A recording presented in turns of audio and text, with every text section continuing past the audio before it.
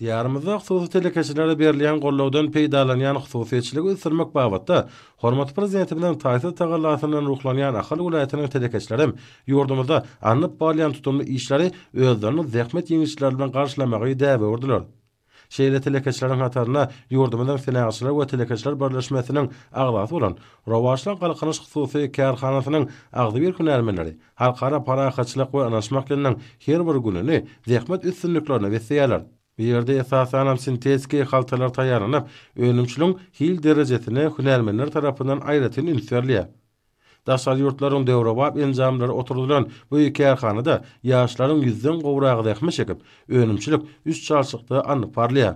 Çiğmal ýürüte peşlerde belli bir ýyllyk derejesinde eredilip, sinteski ýüplük görnüşine çenli işlenýär. Şeýle de saraýjy enjamlaryň kömegi bilen tegiklere saralýar.